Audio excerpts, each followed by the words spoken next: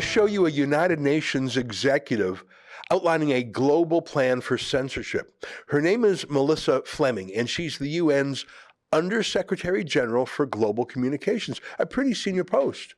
And she gave this speech a few months ago at the Nobel Prize Summit. So this isn't a leaked conversation, a hot mic situation. It's not a gaffe or a mistake. It's her planned public statement approved by the UN. It's a speech called Healing Our Troubled Information Ecosystem. Did you know that our information ecosystem was troubled and that it needed healing and that the United Nations was going to be the healer?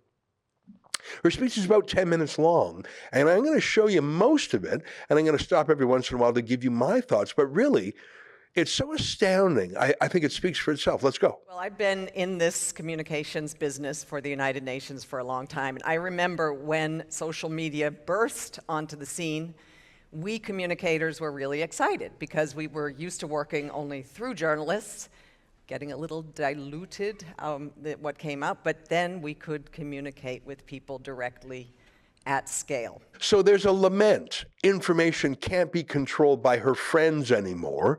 She used to only have to deal with friends at the New York Times and the Washington Post and other elite organizations that were all basically on the same page. Now she has to do with independent media, and worst of all, individual citizens. Yuck. She doesn't like critics.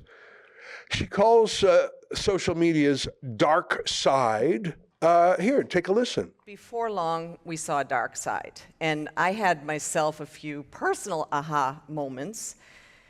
I was spokesperson for UNHCR, the UN Refugee Agency, and I remember in 2015 when 1 million refugees came to Europe, and we saw such an outpouring of welcome on our social media platforms, on our TVs. I witnessed the best of humanity there, but soon bad actors started spreading ugly lies online to frighten the public, and the welcome soon soured. Policies became more hostile, walls came up. So the UN has decided that individual countries that chose not to bring in unvetted military-aged migrant men claiming to be refugees, that's bad, that's ugly. They were lying, they were hostile. The UN certainly has a lot of opinions for an organization that is supposed to simply be a middleman, a meeting place amongst nations. She's saying that social media is the reason people don't want unlimited, unvetted mass migration, that if it weren't for those pesky voices on Twitter, everyone would simply agree with her. And that's just crazy. Not listening to big immigration is as crazy as not listening to big pharma, according to her. You should really listen to your betters. Here, listen to her some more. And a year later, I had my own wake-up call. I was diagnosed with stage 3 breast cancer. And the course I was told to take, chemotherapy, surgery, radiation, was kind of scary, and I did what most of us do. You've heard of Dr. Google. I went to Facebook too, and I started looking for a community. One of the most prominent findings or pages that popped up was a site called The Truth About Cancer. And The Truth About Cancer gave the following advice: don't treat your cancer with chemotherapy. There are natural remedies instead. See, she's smarter than you. She can handle the internet. She says she went online to learn about cancer. In the past, by the way, we simply called that reading. But she doesn't like reading, at least for you. She apparently was able to do lots of reading and sort the wisdom from the folly, but you aren't as smart as her. You need to be guided by her. She could guide herself, but not you. Here's some more. If I had taken their advice, I would not be standing here with you today. And the reason I raised this is because that same group is still going strong on Facebook and Twitter and other platforms with the truth about vaccines. They're trying to convince people to refuse life-saving vaccines. And during the COVID-19 pandemic, the Center for Countering Digital Hate found that the couple behind both of these pages were part of what they coined the Disinformation dozen. Just 12 accounts that were responsible for 65% of the disinformation that was spreading across the world on social media, infecting the minds of millions. Boy, that moved pretty quickly from cancer to big pharma COVID vaccines, didn't it? Look, of course there are kooky websites out there with bad advice on everything, including cancer. But she moved pretty quickly from conventional treatments for breast cancer to equating that with experimental vaccines hastily rushed to market using emergency use authorizations without being fully tested.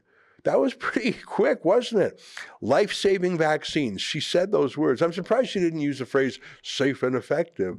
And by the way, if you are skeptical of forced vaccines, take it or lose your job vaccines, well then you're guilty of digital hate, she says. See, she would never hate anyone. No, no, no. The UN would never hate anyone, not even the people she calls dark and dangerous. No, no, no. You're the hater. They keep using that word hate, but my experience is that the hate comes from those trying to force things on people, like vaccines, and threatening people with punishments if they made a different personal choice, like Justin Trudeau, asking if we should even tolerate people who made a different choice than us. Mais il y a aussi des gens qui sont farouchement opposés à la vaccination. Qui sont extrémistes. Qui ne croient pas dans la science, qui sont souvent misogynes, souvent racistes aussi. C'est un petit groupe, mais qui prend de la place. Et là, il faut faire un choix en tant que leader, en tant que pays. Est-ce qu'on tolère ces gens-là ou est-ce que... Trudeau campaigned on hating the unvaxxed. Remember this? If you don't want to get vaccinated, that's your choice. But don't think you can get on a plane or a train beside vaccinated people. Well, a government-funded smear group called the Center for Countering Digital Hate was paid to smear the top 12 skeptics of the COVID vaccine. And so they did. Here's a copy of that report. And they claimed that being skeptical of vaccines was hateful. On their dangerous dozen list was Robert F. Kennedy Jr., one of the most thoughtful, best-informed skeptics of Big Pharma. This isn't surprising that Big Pharma's interests are being protected, including by the UN. Bill Gates, the biggest vaccine booster in the world, pours hundreds of millions of dollars into the UN and other Big Pharma boosters. It's really pay for play with him. I don't even know how he's allowed to do it, but he does. Here's a quote from one recent story. The Bill and Melinda Gates Foundation alone is responsible for over 88% of the total amount donated by philanthropic foundations to the World Health Organization. Yeah, so it's a bit weird, but also completely predictable to see the United Nations move so quickly to trying to silence skeptical voices about vaccines. Here's some more. Why is this relevant to the UN? Well, when we finally got the vaccines to other parts of the world, and in Africa in particular, which was had publics that were very vaccine positive, we were finding people refusing to take them. They had been so infected by these conspiracies that they weren't only refusing the COVID-19 vaccines, but also childhood vaccines as well. The weird thing is that, in fact, Africa has one of the lowest rates of vaccination and, by coincidence, has one of the lowest death rates from COVID. I think you call what she just said disinformation. Here's some more. We're also seeing that in conflicts, social media is being weaponized to provoke the worst in human nature. A free tool used by genocidal governments to say it's okay to murder and to rape and to drive out fellow citizens. I met many victims, and I'm thinking of the Rohingya refugee population in Bangladesh. Women whose babies were torn from their arms and thrown into fires. This is precious. Imagine that saying murderous governments who murder, that's not the problem, but rather social media is the problem. Social media isn't weaponized to kill people in genocidal regimes. Weapons are weaponized. And banning or censoring Facebook or whatever she wants to do to stop mean thoughts, that doesn't work when it's those same murderous regimes doing the censoring. It would be like saying, well, if only Germany had a censorship law to stop Hitler. Well, they did have a censorship law, in fact, and it didn't stop Hitler, but he sure used it when he got to power, didn't he?